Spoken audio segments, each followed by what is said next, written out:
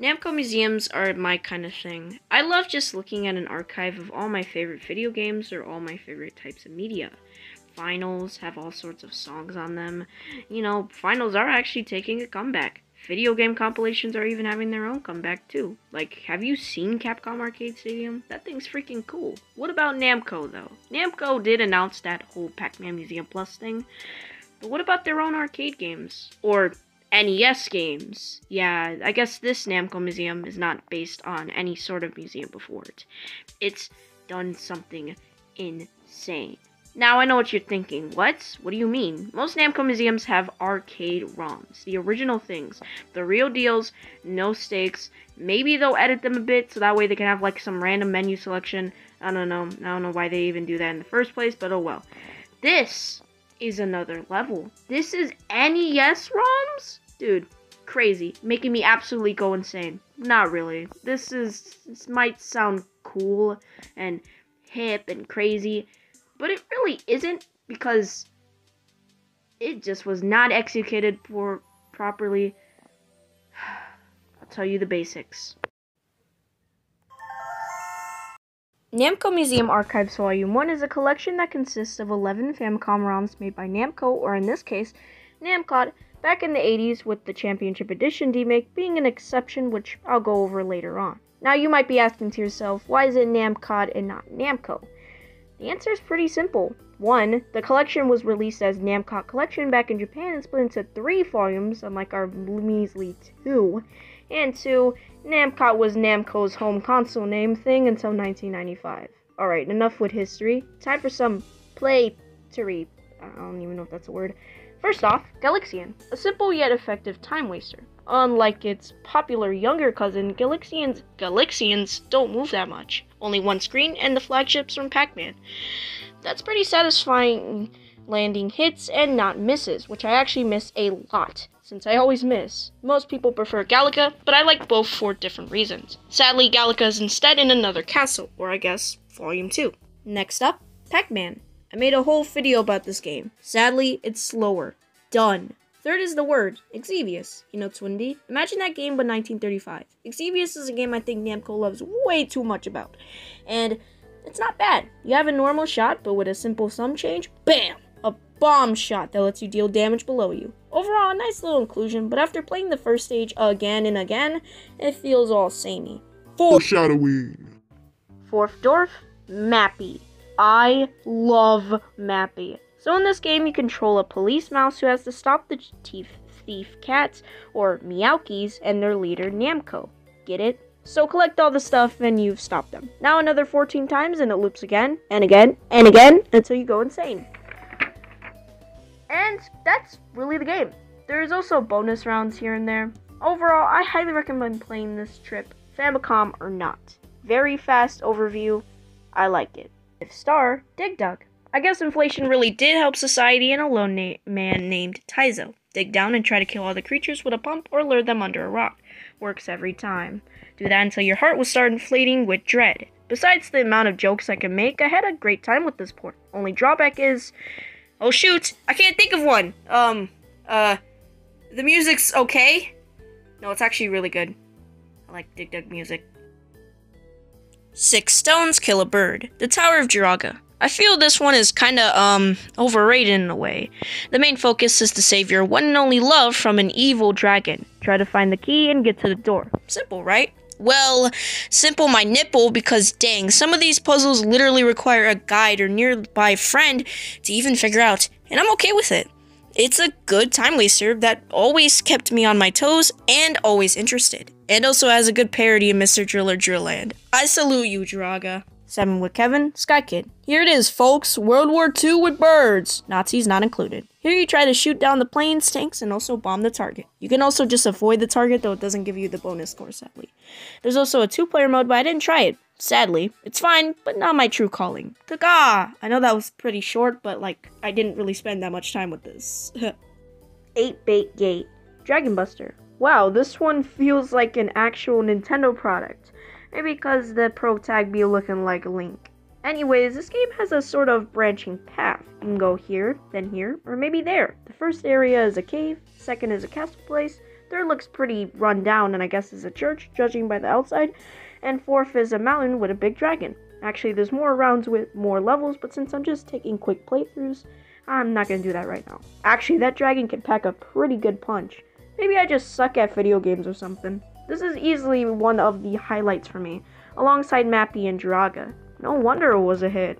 9 lives, 9 lies. Dragon Spirit, the new legend. A lot of dragons today. Weird. Anyways, the story is already strong. Basically, Amaru's about to fight some witch. Dang, that was fast.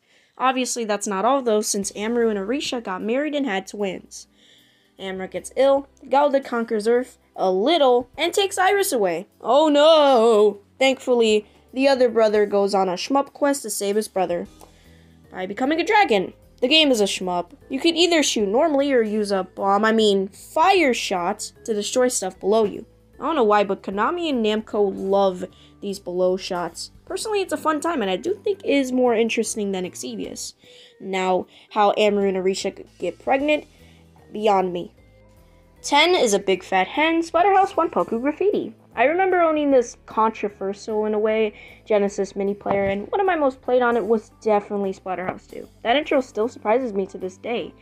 So, now, here's a parody spin-off on the Famicom. This will be your grave. Yeah, right. Never mind. Basically, you still have to save your girlfriend. Why do Ray, the first boss, is a dancing vampire? Thriller would fit this so well. After that, you go into a mansion and fight chairs. If this were a standalone game review, I would be here all day. But we have to keep going. I highly recommend this game, and it's a good game. Need I remind you? A very good game. So, I guess let's talk about the last game, Pac-Man Championship Edition, the Demake. Yup, you heard me right.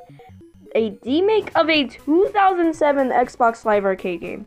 Mind blown. So we have normal, extra. Hey, we could change the pack skin. That's neat. So yeah, this is classic CE on an 8-bit system with the power of a special Namco approved sound chip. Even cooler is the achievements are here. I didn't even know that was a thing until I actually first played the game. That's pretty cool. I especially dig that that results theme. Ooh, that thing's epic. It's really cool seeing this here, and I'm all for it. This demake alone makes this volume stand out more. Just no extras, which make this and Volume 2 both mixed compared to Namco Collection's bookshelf. Besides that, I guess, 2 Japanese exclusion that makes no sense. Volume 1's game lineup, while mostly arcade ports, is really good. Let's see how Volume 2 stacks up. Shall we? I really hope it stacks up well. Volume 2 released on the same day as Volume 1 for some reason, with 11 more Famicom ROMs. The menus, options, and credits are strangely the exact same. Besides the new OST on the menu, of course, which I prefer over Volume 1's OST, this is just more of the same. Okay? What about the games? First up is Galaga.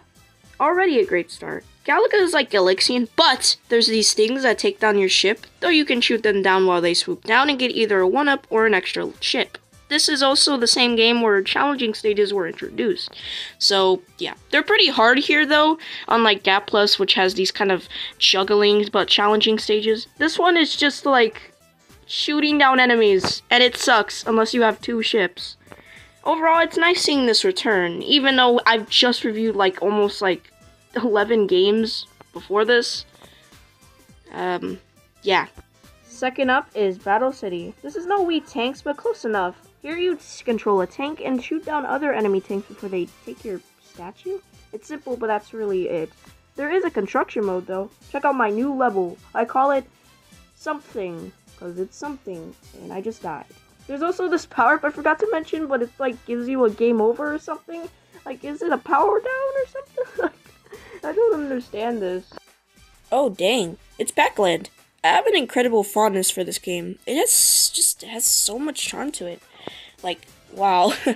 Now, here's the Famicom release. For starters, Pac-Man looks like a washed out turd, though the controls are pretty faithful, thankfully. A is to walk to the right, Y is to the left, and X is a run to the right.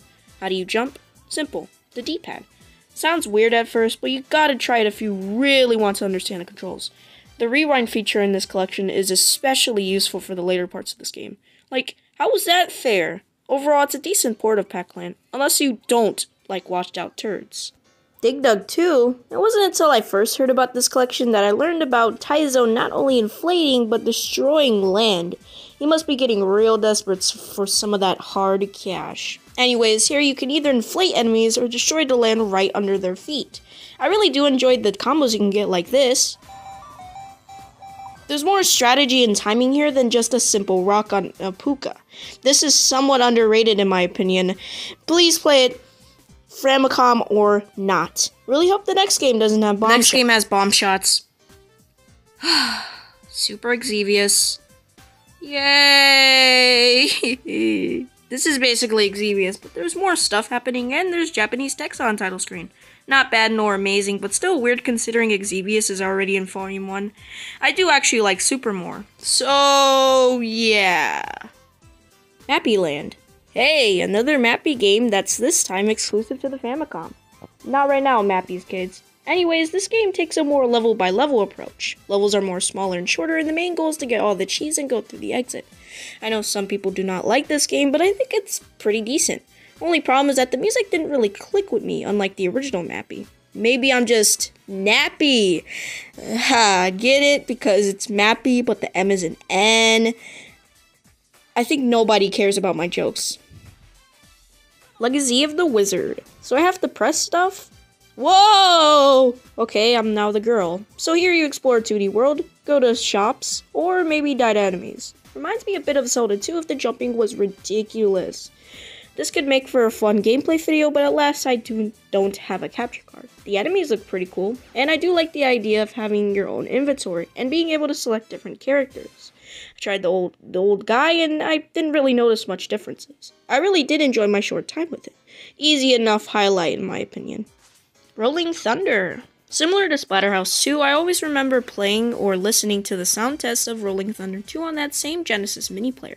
So I guess we could just jump back a little bit before RT2 to play RT1. Here you shoot down enemies that can sometimes also kill you out of nowhere. If you want, you can always shoot them out of nowhere too, if you want to make some skill-based surprises. You can also go into certain doors to get extra ammunition. The game quickly goes from mindless blasting to straight up some pretty cool stealthing.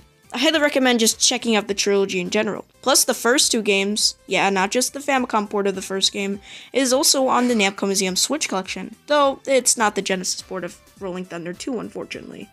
Dragon Buster 2. Don't worry, this is the last dragon-themed game. Here, instead of falling all over the place like a crash dummy, you can now go around a more open dungeon, having to find the key from an enemy and then going to the door. I think this is a lot more compelling, and plus the dragon boss is still here. And if you want, you can even go to some place first and then go to the next place last. That's pretty cool. Sometimes you'll feel like you're lost, but end up finding the door without a key. Overall, this feels like something that deserves being called a sequel despite the new gameplay. If we were to get a new Dragon Buster, that would be sick. Mendel Palace. This is made by Game Freak, and the US box art looks like this. Here you play as a young boy who has to scrub weirdos off the area by flipping giant carts. It's weird, but weird is its personality. Look at these dopey jumpers. Or heck, look at these spinning fish women. You can sometimes get a card that'll take you randomly to a bonus stage. Honestly, this is something that has to be seen to be believed. Also, it was called Quincy in Japan. There's also a 2-player mode. Actually, a lot of these games have 2-player modes, but I haven't tried it for myself. And finally, Gaplus, the second and last Demake of the collection. Honestly, this is a great sequel to Galaga. Feels complete in a way. Unless you're talking about Galaga 88. The challenging stages return, but it's about juggling instead of shooting down enemies. Sometimes hitting this thing when it swoops down gives you a piece. 3 pieces make a 1-up, a radar that lets you catch and use enemies as extra bullets, or maybe a double shot. Also, sometimes there's climactic music. Overall, a solid Demake. And that's how I can describe these 2 volumes. Solid library, mixed presentation. There's also no bookshelf. Now, I'm not saying simple menus are bad, because they could be made into something real good looking.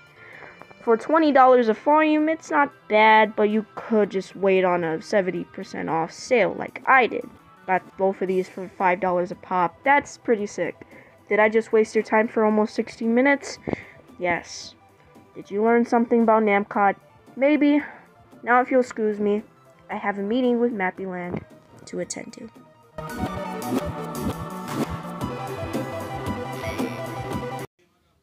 Okay, I guess that the video's done now? Okay, so while I was editing this, a new announcement for the date just came up for Pac-Man Museum Plus, and it's in May.